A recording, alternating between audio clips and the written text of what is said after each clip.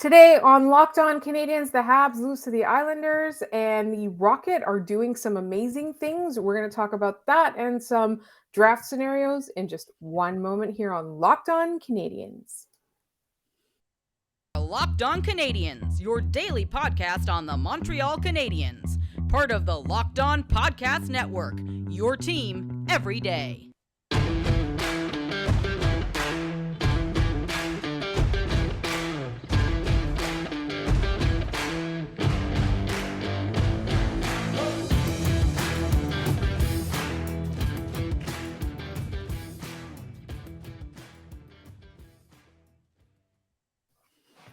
Hi there, everyone, and welcome to episode 822. We are your team every day. Every day, you get to hear us talk about the Montreal Canadiens, free and available wherever you get your podcasts, as well as on YouTube. My name is Laura Sab, also known as The Active Stick. I'm one of the hosts of this podcast, believe it or not. I'm sure you haven't seen me in a month, but I'm back and hopefully for good this time. And I'm joined, as always, by the wonderful Scott Matla, who has been carrying the show without me here for the past month and a half. Scott, how are you doing today? Carrying is a strong word. Violently brain throwing up my every innermost thoughts on hockey. Sure, we can go with that. I could definitely get down with that thought. I'm doing pretty well. A lot of hockey to watch tonight and tomorrow and Friday, but pretty good night overall. Can't really complain. And I got to do it on a day where the sun shined all day, and I spent most of it walking the dog or at the gym. What's there to complain about at this point? Absolutely nothing. And so we're going to continue with that train of thought. We're going to start today's show by talking about the Rocket because they're the most exciting part of today's episode, I think. They continue to do amazing things. Literally on Friday, I was dejected. I had counted them out of playoff positioning, but they insist on remaining alive. Scott, why don't you let me know how it went tonight? I was keeping an eye on the Islanders game, and you were probably watching both games, but you were also on Rocket duty. So, to break things down here, the Rocket played the Toronto Marlies tonight. The Toronto Marlies lead the AHL Northern Division with 88 points. They are third in the Eastern Conference there. This was a game that, out of everything on the schedule, I was the most nervous of coming down the stretch here because they don't really have a cushion into this playoff race here. And before I jump back in the game, I want to break this down. The Rocket are in the fifth and final playoff spot. They have one game remaining. They sit on 74 points and can match out at 76. If they were to hit 76 and Utica were to lose their last two games, they would move up, I believe, into the fourth spot there. They would still be in the play-in round, but they would have two of the three games as home ice advantage. And trailing them is Cleveland. Cleveland has 3 games left. They sit on 71 points. So even if the Rocket win on Friday in regulation and Cleveland wins out, the Rocket will miss the playoffs by 1 point. But Cleveland losing in regulation eliminates them completely from the playoff race. The Rocket could clinch on Friday, and Cleveland's last 2 games would be pointless. And tonight's game was not good for blood pressure because the Rocket scored 3:46 in. Raphael Harvey-Pinard sends Anthony Richard in on a breakaway. A minute later, the Rocket forget how to play defense, give up a goal to Simeon Argachintsev, give up one to Logan Shaw on a bad turnover. And then again, Raphael Harvey-Pinard sends Anthony Richard in on a breakaway before the end of the first period. And then Mitchell Stevens with 2 big goals. Marlies get one back. And then late on a 5-on-4 power play coming out of the box, or not out of the box, but coming in back into the play, Jesse Olonen with a power play marker is second in as many games, seals the win, and then Anthony Richard hits the hat trick to secure the game 6-3 for the Rocket with a final nail in that coffin there. To break down the night, the scoring goes like this. Anthony Richard, 3 goals, 2 assists, 5 points. Raphael Harvey-Pinard, 3 primary assists, 2 secondary assists, 5 points. Mitchell Stevens, 2 goals, Jesse Olonen, a goal and an assist. The Canadiens calling up Joel Teasdale and Frederick Allard and keeping Olonen and Harvey-Pinard in the AHL for this game shows how much this team wants them to make the playoffs. It's astounding. I can't remember the last time I saw a 5-point game from a player in a Rocket uniform. This was stunning, and everything the team needed. I'd say go to the game on Friday against the Crunch, but it's sold out. So unfortunately, buy the game on AHL TV and watch. It's going to be absolutely rocking in there. A win almost assuredly puts the Rocket in the playoffs. So tune in. That is just tonight. That was a lot all at once. I'm happy to answer any questions about that if you have any on Twitter afterwards. It was a lot. So here's the thing. So Friday night, we could know actually if Cleveland loses at all, right? Or They play Friday night as well. Yeah. So okay.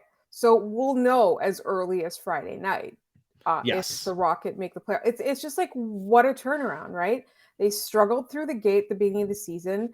They've been fits and spurts, so like highs and lows all throughout the season. Obviously, the Canadiens have decimated their lineup for a second year in a row by calling up basically every available eligible body. And yet they're still able to stay in the hunt. And it could end in major disappointment on Friday. But to be honest, after last year, I believe everything's possible with the Rocket. And I want to see them make the playoffs. I want to see some of these guys get some more playoff experience. I want to have something to cheer for this spring. And honestly, I know I've said this before. If you haven't been to a Rocket game at Place Bell, it is a great time. So if they do make the playoffs, that's where you'll find me. Yes, I am voluntarily going to Laval. In the meantime, those of you who live here know that I live on the island will understand why I'm such a snob about it. It's a joke. I love Laval. My entire family's in Laval. Nobody set fire to me or anything. In the meantime, I want to turn our attention to the Canadiens Islanders game, the implications it has for the playoffs, the draft, not the playoffs. We're talking about the Rocket. The Rocket are going Well, it does have playoff effects, just not for the Canadiens at this point. So yeah, so we're going to get into all of that in just one moment. But first, I want to tell you about Built Bar. This episode is brought to you by Built Bar. Built Bar is a protein bar that tastes just like a candy bar, and they have loads of delicious flavors. In fact, I just saw an email about cookies and cream Built Puffs. Do you know what a Built Puff is? It's like a marshmallow covered in chocolate. That's exactly what it is. But here's the key thing is that it is high in protein, low in sugar, low in calorie, made with real chocolate, always delicious. And every time they come up with a new flavor, you know you want to try it. So here's what you're going to do. If you're looking for Built Bar, you've got a couple of options. You can go to Walmart or Sam's Club if you're in the US, and you can get their most popular flavors right there. Or you can go to Built Bar, just like we do. I mean, I do. I'm in Canada. That's where I get my Built Bars. BuiltBar.com. And you enter the promo code LOCKEDON15 for 15% off your order. So once again, that is BuiltBar.com, and use the promo code LOCKEDON15 for 15% off your order of these delicious, delicious protein-packed candy bar looking, candy bar tasting bars. All right, Scott, let us talk about this Montreal Canadiens game. Now, we still have to wait for yet another day to find out exactly where the Canadiens are locked in terms of draft positioning. They're currently slated to pick 5th or 6th. That's where they are in the rankings. However, if Montreal loses and Arizona wins their next games, that gets flipped. The Canadiens are sitting in 6th. They'll go to 5th. Is that they're sitting? The Canadiens they're sitting in 5th, but they haven't locked it down.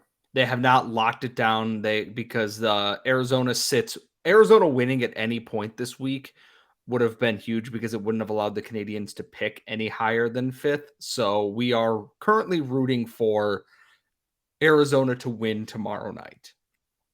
Tall order. Yeah.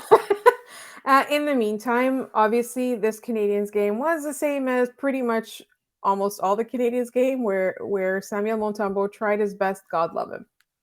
Yeah, this was, and I was watching on the side here, and I'm watching the shot tally go up and go up and go up, and I go, okay, The Islanders, all respect to them, they're in the playoffs and they're just a hardworking lunch pail team, I think is the term there. But we saw what happens against a team like Toronto, where their talent is that next level there and can finish with ease.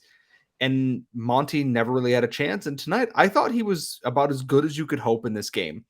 That game went about as well as you could hope for the Canadiens in that they lost in regulation, no points, and ended up with a really sick Nick Suzuki goal out of everything there.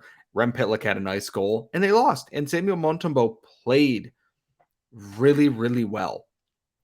It's a perfect mixture of, if you're going to lose, you might as well make it funny for somebody else and just lock down something for you.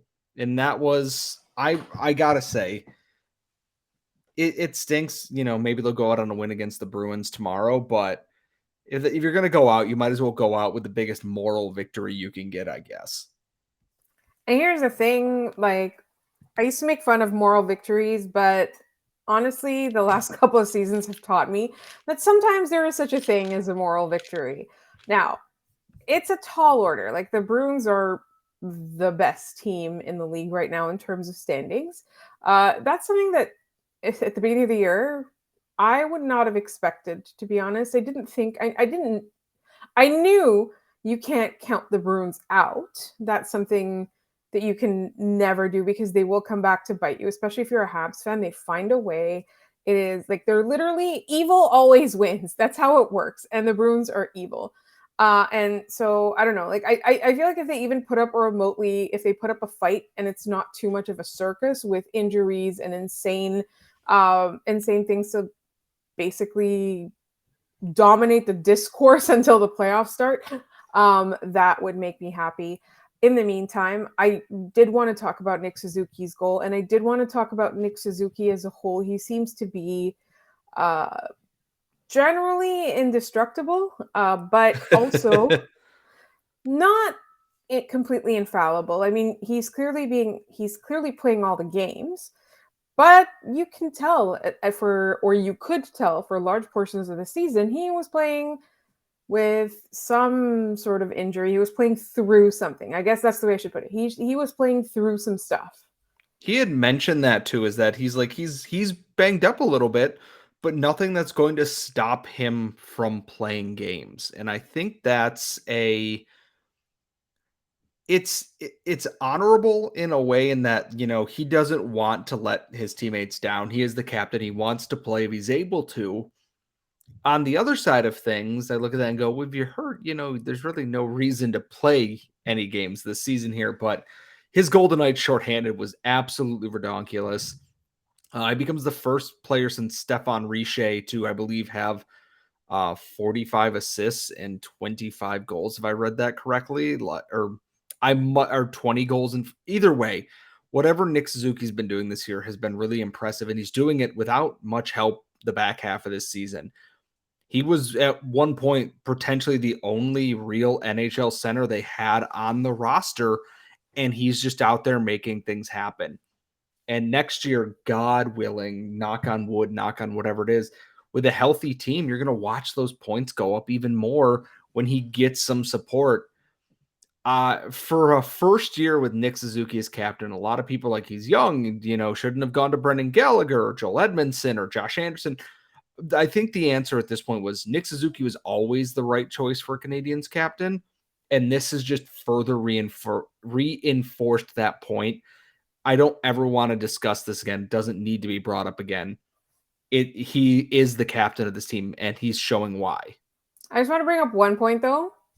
So all the things you just said, how come it wasn't Brendan Gallagher, Josh Anderson, Joel Edmondson? If you look at the course of this season, and at the beginning at the golf tournament when Nick Suzuki was announced, maybe that was a legitimate question to ask. But if you look at the course of the season, like, which one of the players we just mentioned contributed at all to the team? I don't want to be unfair in terms of injuries, but where was the leadership? It wasn't there. I want to give a slight pass to Josh Anderson, who I think was having a great second half to his season, and we were seeing why He wore that A on his sweater, and why he was under consideration, I would imagine, at some point. And then, of course, Cheap Shot takes out his ankle, and that ends his season, which is unfortunate. But at the same time, Nick Suzuki is that guy. He was always going to be that guy. And I like Josh Anderson when he's playing like that. And I understand Joel Edmondson, and I understand Brendan Gallagher. Nick Suzuki making it through COVID and all of that, making it through last year and making it through this year as the only guy to not miss a game. There was a tweet, and I wish I had it in front of me, 657 man games lost, 38 different players in the lineup, 6 season-ending injuries, 1 player to play every game. Nick Suzuki is that dude. You will put respect on his name. I will not hear any slander at this point. And don't get me wrong, I absolutely love Josh Anderson. I just didn't feel that over the course of the last 2 seasons, he's been as much of a leader as Nick Suzuki has. And if you let me go on as long as I want, I will talk about Nick Suzuki for hours and hours on end. So we do, unfortunately, have to move on from one of my favorite topics on the Montreal Canadiens. But what we're going to do is we're going to talk about the playoff races, how they've kind of shaped up.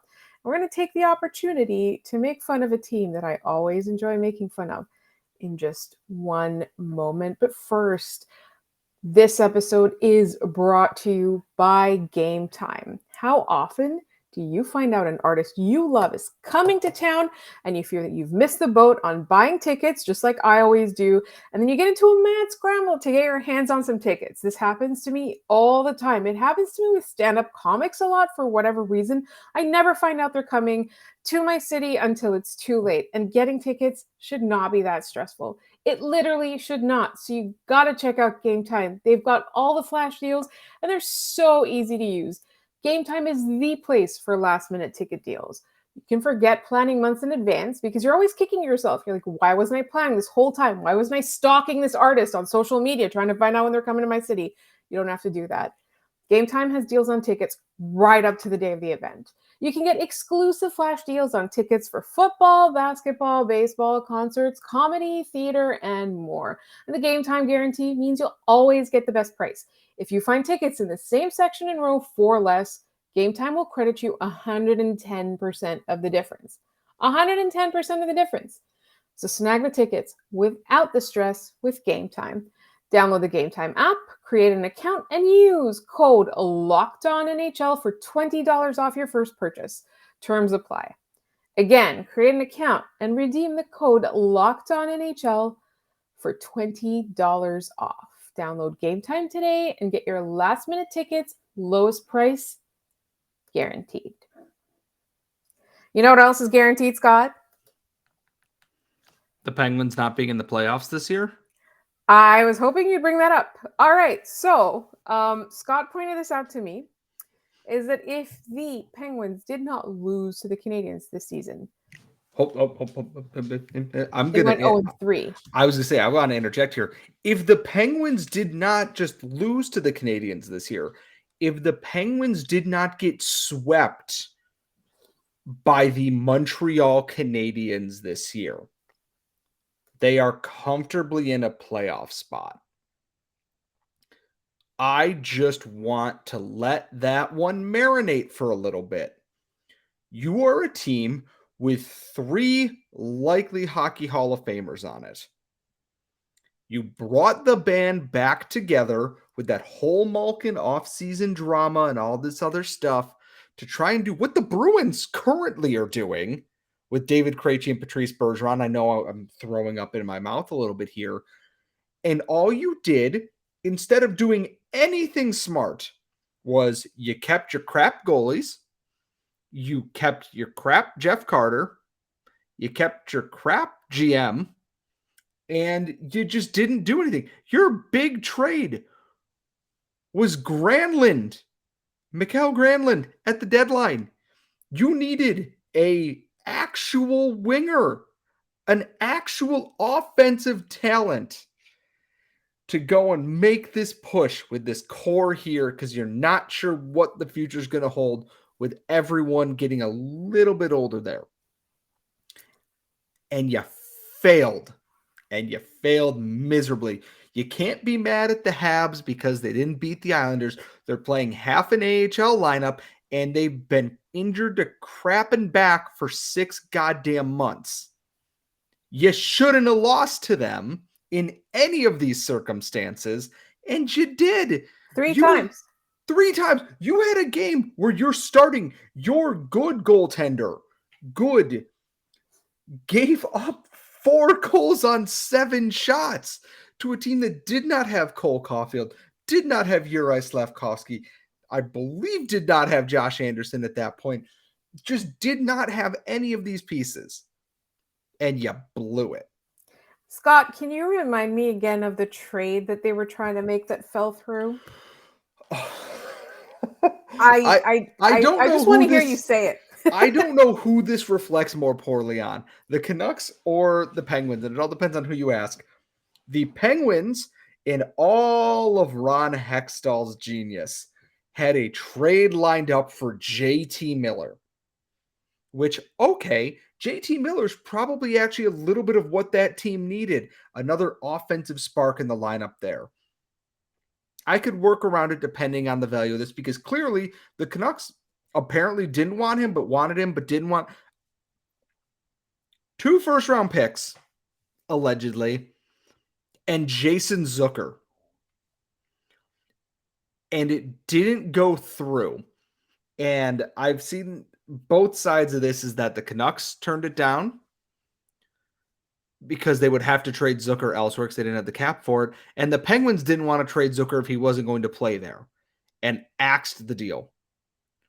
And I don't know if the team axing the deal in the first place is the one who was wrong for doing that, the Canucks, or the team offering a literal king's ransom for a guy who most notably this year screamed at his own goalie or something that was his own fault. And just, I know Locked On Penguins is probably going to have something in deeper in this because they pay more attention to this team than I do, but oh my God, an absolute disaster class of a season. The Habs might have been terrible, but at least they never gave us any hope. This is just ripping out someone's heart, stomping on it, putting it back in, bringing them back to life, just to rip it out again, and then change nothing this offseason probably. 10 out of 10, absolutely hilarious. By far the funniest thing I've seen. Would recommend again. Would recommend again. Here's my question, though. There's 2 questions, right? By the time this episode drops, it's possible that Ron Hextall will have been fired. But also, if they don't fire him, that's also a disaster. But has he maybe just been like a Flyer sleeper agent this whole time? Well, he was terrible with the Flyers too.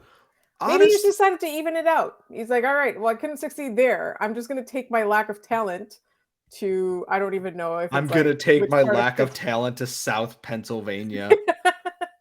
I want to see if I can find the tweet. I believe it was from Adam Gretz who was going over this, but it was just absolutely wild. Adam Gretz is a great follow, by the way. So here it is. He actually put it together for trades that he made with the Pittsburgh Penguins. Ron Hextall. He acquired Jeff Carter, Ricard Raquel, Jeff Petrie, Ty Smith playing in the AHL, Mikhail Granlund, Dmitry Kulikov, who got hurt, Nick Bonino, who got hurt, Ryan Poehling, who's been hurt, Alex Nylander, AHL, Philip Hollander in the AHL, and signed Brock McGinn, Jan Ruda, Evan Rodriguez, Danton Highland, Drake Caggiula, and Taylor Fadoon. That is his tenure in a last dance scenario for the Pittsburgh Penguins. What are we doing here? I have no words. And then for the Flyers, he traded for Dustin Tokarski, Peter Mrazek, Yori Laterra, Valtteri Filppula, Jordan Wheel, Sam Gagne, Radko Gudas, and RJ Umberger, signed Van Riemsdyk, Nick Schultz, Michael Delzato, Carlo Koliakovo, Michael Neuwirth, Dale Weiss, Boyd Gordon, and Brian Elliott. It's a bad thing when the best name out of all of this is potentially Radko Gudas. I am awestruck that I am glad the Canadiens got to play a part in the downfall. 16-year streak for the Penguins, gone. There's no OV in the playoffs this year. There's no Sid. There's no Malkin. There would be no Leafs beyond 7 games, like always. And it's all because their GMs are stupid. Maybe not Toronto. We'll wait and see on that one. I don't want to eat my words on that yet. But teams with these, Ron Hextall is 2 of the best players in NHL history. And he just completely punted it wide right of the goalposts. And it's hilarious. How? I want to just turn back to Toronto real quick. I was discussing this with a Toronto friend. The funniest scenario, in my opinion, is Toronto bowing out first round exit again this season, having all the intelligent people in that front office fired, having a bunch of old school hockey guys get hired to make a point, them getting past the first round for the first time, thereby causing ownership to believe that that's the way to go, leaving those people in for a couple of years too long, and just being steeped in mediocrity So for they'd the be next 5 to 7 years. They'd be the late 2000s Habs then. Basically, that's what we want. Out of everything, I've gotten the fun. I kind of wanted the Sabres to get in because the city's had that buzz about it, like with the Sabres being good and Tage Thompson and Rasmus Dahlin. So I was kind of sad they didn't make it. Also for the Florida pick. Also for the Florida pick, selfishly, yes, of course. This has actually been a wildly fun back half of the season. It's a shame the Canadiens kind of drained so much of my enjoyment out of this, because watching all the chaos coming down to the last like 2 to 3 games of the season here would normally be like, I am all about this, just into my veins. And I'm like, I cannot watch another hockey game right now. I have seen enough losing this year that I am tired of it. Yeah, you still watched every hockey game, and I abandoned you for months on end while you had to do that. But turning back to that Toronto thing, tell me that isn't the funniest thing ever. Like, let's all will this into existence. We'll let them get past the first round, if and only if the intelligent people are gone. Old school hockey guys that will not just hold the team back, but turn the clock back many years back into their mediocre era, which is basically until they got Austin Matthews. Having those guys, Matthews, Marner, Nylander, everybody want to leave, wasting their prime. I think that's the way to go. That is what I wish on the Toronto Maple Leafs. Now that I said that and put it out into the universe, what's going to happen is I will have jinxed the Montreal Canadiens. And so I will end this episode now before I do any more damage to our fan base. But don't forget your mailbag questions. Scott, was that what you were going to say? That is absolutely what I was about to say. So, see, I did remember that. You can send us your mailbag questions by email at lockedoncanadians@gmail.com. You can leave them in the YouTube comments. Just put mailbag question at the beginning of your comments so we can distinguish it from discussion points. You can also tweet them to us at LO_Canadians. We will also accept them via direct message on that Twitter account. You will be able to find us wherever you get your podcasts. As I said, we are free and available everywhere, including on YouTube. You'll find Scott on Twitter at Scott Matla. You'll find me at The Active Stick. We've got a mailbag episode tomorrow and some really fun guest episodes coming up next week. All kinds of prospect talk and all of that. That's all coming up. Make sure you are tuned in. We will talk to you tomorrow.